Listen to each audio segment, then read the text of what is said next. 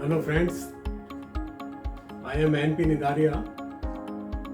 I welcome you all in this today's session. पिछली बार आपको मालूम है कि हमने प्रेजेंट इंडेफिनिट टेंस कंप्लीट कर लिया था, तो मुझे लगा कि ये प्रेजेंट इंडेफिनिट टेंस को एक बार हम रिवाइज कर लें। सेंटेंसेस हैं वो बहुत छोटे लेंगे हम, जिससे कि कहीं कोई कंफ्यूजन ना हो। तो आइए स्टार्ट करते हैं आज का प्रेजेंट इंडेफिनिट टेंस। तो प्रेजेंट इंडेफिनिट टेंस की पहचान क्या है? हिंदी में आप जब भी देखेंगे सेंटेंस के लास्ट में ता है, ती है, ते है आ रहा है, इसका मतलब वो प्रेजेंट इंडेफिनिट टेंस का। तो इंग्लिश का जब हम सेंटेंस बनाएंगे उसका, तो सबसे पहले हमें सब्जेक्ट लिखना है, उसके बाद वर्ब की फर्स्ट फॉर्म, और उसके बाद एस या यस लगाना है जहाँ पर लगेगा, जहाँ लगेगा। हर केस में नहीं लगेगा, इसीलिए ब्रैकेट में है। सबसे पहले सब्जेक्ट, उसके बाद वर्ब की फर्स्ट फॉर्म, ये V1 लिखा है मैंने शॉर्ट में, उसके बाद एस या यस। एस या यस कहाँ लगेगा? वो वहां लगेगा जब सब्जेक्ट ही, शी या इट होगा। ही, शी, इट, बस ही, शी, इट अगर सब्जेक्ट आएगा तभी वर्ब की फर्स्ट फॉर्म के साथ एस या यस लगेगा। एस या यस लगने में आगे फिर आप पूछ सकते हैं कि एस कब लगेगा, यस कब लगेगा। तो फ्रेंड्स, मुझे लगा कि आपको ये मालूम होना चाहिए कि एस या यस कब लगेगा वर्ब के साथ। तो इसका बड़ा सिंपल सा एक रूल है कि जब भी कोई वर्ब इन लेटर से खत्म होती है, यानी कि किसी भी वर्ब के एंड में इनमें से कोई भी आ गया, तो हमें उस वर्ब के एंड में ES लगाना है। तो क्या क्या है?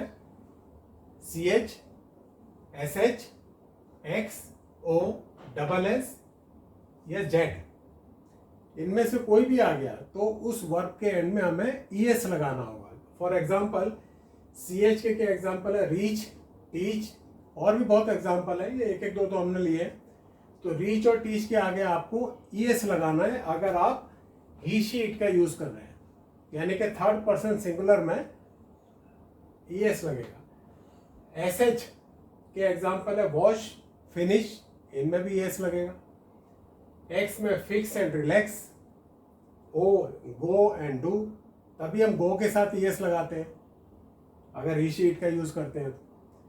डबल S अगर आ गया तो भी ES आएगा। क्रॉस एंड पास, Z आ गया तब भी ES आएगा। बस फॉर एग्जाम्पल इसका ये है। तो इसे आप नोट कर लीजिए, अगर इन लेटर्स से कोई भी वर्ब खत्म होती है तो उस वर्ब में ES लगाना होगा।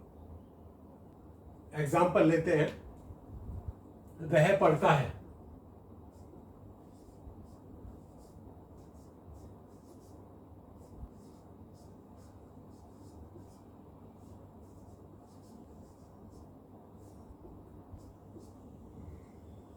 तो ये 5 सेंटेंसेस लेते हैं हम। वह पढ़ता है, आप जाते हो, वे गाते हैं, हम सब खेलते हैं, और बारिश होती है। इनके हम इंग्लिश में सेंटेंस बनाएंगे। तो वह पढ़ता है में सब्जेक्ट क्या है? वह। वह का मतलब है ही। तो सबसे पहले हम लिखेंगे ही। पढ़ने को इंग्लिश में क्या बोलते हैं? रीड। ही, रीड, क्योंकि ये ही है इसलिए एस या यस आएगा वर्ब में, इसमें एस आएगा। He reads. नेक्स्ट, आप जाते हो, आपको क्या बोलेंगे? यू। सेकेंड पर्सन, जाने की होती है गो, यू गो, या एस या यस नहीं लगेगा। थर्ड, वे गाते हैं, वे का इंग्लिश है दे। वे या वे सब दोनों में से कुछ भी बोल सकते हैं। दे गाने को बोलते हैं सिंग, दे सिंग। अगेन यहाँ पर एस या यस नहीं आएगा क्योंकि ये थर्ड पर्सन प्लूरल है। जहां भी बहुवचन होगा वहां पर एस या यस नहीं आएगा। हम सब खेलते हैं, वी। खेलने को बोलेंगे प्ले, वी प्ले। बारिश होती है, बारिश के लिए मैंने आपको बताया था कि इट का हम यूज करते हैं, इट। रेन्स, क्योंकि बारिश ईट है, ईट में ऐसे यहाँ आएगा। तो बस इतना ही आपको याद रखना है। बिल्कुल सिंपल सेंटेंसेस बनाना पहले आप सीख लीजिए, इसके बाद नेक्स्ट कभी हम कोई सेशन लेंगे उसमें थोड़े लंबे सेंटेंसेस की प्रैक्टिस करेंगे। अभी फॉर द टाइम बीइंग, क्योंकि आपको स्टार्ट करना है, कोई कंफ्यूजन नहीं रहना चाहिए, इसलिए आपको बिल्कुल सिंपल सेंटेंसेस की ट्राई करनी है, प्रैक्टिस करनी है। तो बहुत सिंपल है, कुछ इसमें कोई डाउट नहीं है कहीं, क्योंकि जो सेंटेंसेस के आगे हमने पहले बताया था उसको हम छोड़ देते हैं फॉर द टाइम बीइंग। हम खाली सब्जेक्ट और वर्ब पर कंसंट्रेट करते हैं। तो ये सब बड़े सिंपल है। वह पढ़ता है, ही रीड्स, आप जाते हो, यू गो, वे गाते हैं, दे सिंग, हम सब खेलते हैं, वी प्ले, बारिश होती है, ट्रेन्स। अब अगर हमें इनका नेगेटिव बनाना है तो नेगेटिव में मैंने बताया था कि जब भी ही शी इट हो तो आपको सब्जेक्ट के बाद में डज नॉट का यूज करना है और वर्ब की फर्स्ट फॉर्म लिखनी है। और अगर ही शीट के अलावा कोई और सब्जेक्ट आ रहा है तो आपको डू नॉट का यूज करना है और वर्ब की फर्स्ट फॉर्म आनी है। इसका मतलब नेगेटिव में आपको वर्ब की फर्स्ट फॉर्म ही लगानी है, उसमें SEIS नहीं आएगा। But do not does not का आपको यूज करना है वर्ब के पहले। तो इन्हीं का अगर हम बनाते हैं नेगेटिव, तो नेगेटिव में एक बार लिख देता हूं,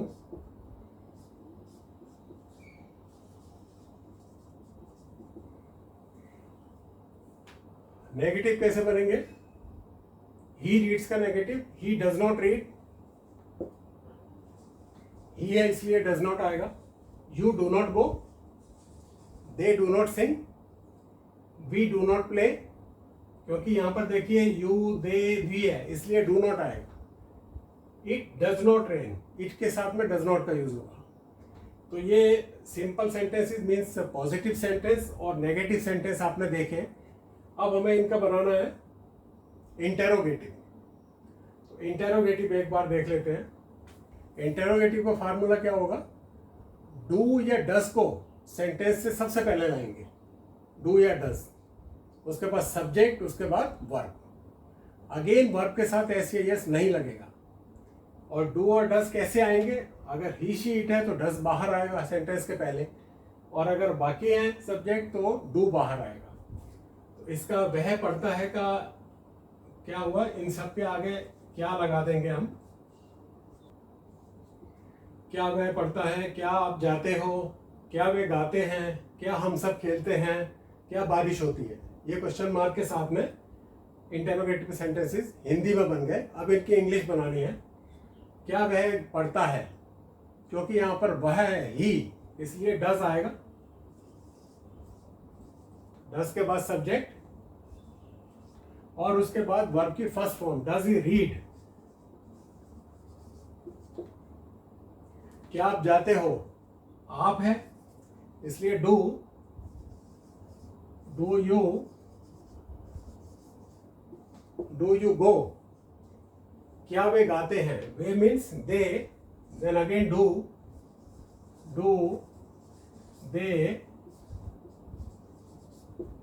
डू दे सिंग। क्या हम सब खेलते हैं, हम सब means we, then again do आएगा, डू वी प्ले। क्या बारिश होती है, बारिश है इसलिए डज आएगा, डज इट रेन। ये इस तरह इसको नेगेटिव में बना सकते हैं। अब इसी को हम अगर WH फैमिली में करके देखें कि WH फैमिली के जो वर्ड्स हैं उनको यूज करते हुए कैसे सेंटेंस बनाए, वो भी एक बार हम देखते हैं। तो फ्रेंड्स, कुछ ये WH फैमिली के सेंटेंसेस हमने लिखे हैं। वह क्या पढ़ता है, क्या मीन्स व्हाट। आप कहाँ जाते हो, कहाँ, वेयर। वे कब गाते हैं, व्हेन, कब गाते हैं। हम सब क्यों खेलते हैं, व्हाई। बारिश कैसे होती है, हाउ। इनका फार्मूला मैंने बताया था लास्ट टाइम कि जो WH फैमिली के वर्ड्स हैं उनको आपको सबसे पहले लिखना है और फिर इंटेरोगेटिव सेंटेंस को एज इट इज लिख देना है। मीन्स WH फैमिली का वर्ड डू या डज, उसके बाद सब्जेक्ट, उसके बाद वर्ब की फर्स्ट फॉर्म, बस, और क्वेश्चन मार्क। तो इसका हम बनाते हैं एक बार, सेंटेंसेस किस तरह बनेंगे। तो ये जो सेंटेंस हमने बनाए आप देखिए, सबसे पहले वह क्या पढ़ता है, तो क्या means what does he read, because he है इसलिए डज आया। आप कहाँ जाते हो, तो सबसे पहले कहाँ का English, where. Do you go, you है इसलिए डू आया यहाँ। वे कब आते हैं, कब को क्या बोलेंगे, व्हेन। वे दे है इसलिए अगेन डू आया, व्हेन डू दे सिंग। हम सब क्यों खेलते हैं, क्यों means why. Do we play, बारिश कैसे होती है, कैसे means how does it rain. तो इस तरह से आप इंटरोगेटिव सेंटेंसेस बना सकते हैं। तो इसे बनाने का आपने देखा बहुत ही सिंपल फार्मूला है। अभी आपको वो देखना नहीं है आगे सेंटेंसेस, सिर्फ आपको सब्जेक्ट और वर्ब का ध्यान रखना है। तो फ्रेंड्स, देखा आपने कि प्रेजेंट इंडेफिनिट टेंस के सेंटेंसेस बनाना कितना आसान है। नेक्स्ट टाइम हम लेंगे प्रेजेंट कंटिन्यूअस टेंस। और प्रेजेंट कंटिन्यूअस टेंस में जिन वर्ब्स का हम यूज़ करेंगे, एक बार वो वर्ब मैं अभी आपको यहाँ पर बोर्ड पर बताऊंगा। आप नेक्स्ट टाइम वो वर्ब याद कर लीजिए, और उसके बाद में डेली, जैसे मैंने बताया कि आप 5 वर्ब अगर याद करेंगे तो आपकी वोकेबुलरी बहुत साउंड हो जाएगी। अभी मैं आपको 10 वर्ब लिख कर देता हूँ। तो ये 10 वर्ब की फॉर्म मैंने लिखी है। ये वर्ब की first form, second form and third form. इनको आप याद कर लीजिए, स्पेलिंग एंड वर्ड मीनिंग। इनको नेक्स्ट क्लास में हम यूज़ करेंगे। गो, वेंट, गॉन, जाना, गो का मतलब जाना। कम, आना, come, came, come. Run, ran, run, भागना। रीड, रेड, रेड, पढ़ना। राइट का मतलब लिखना। Write, wrote, written. Play, played, played. Think, thought, thought. Sing, sang, sung. Sit, sat, sat। Eat, ate, eaten। तो आज हमने प्रेजेंट इंडेफिनिट टेंस कंप्लीट किया। Next session में हम लेंगे प्रेजेंट कंटिन्यूअस टेंस। तो आप इसकी प्रैक्टिस करिए, और क्योंकि प्रैक्टिस करना इसलिए ज़रूरी है कि जब तक आपकी ये प्रैक्टिस नहीं होगी, आप नेक्स्ट टेंस को फिर नहीं देख पाएंगे, उसमें मिक्स कर देंगे। तो आज इसको बड़े सिंपल तरीके से हमने बताया है, तो इसको आप पूरी तरह से याद कर लीजिए, रट लीजिए। वैसे उतना मुश्किल भी नहीं है। Thank you very much, take care.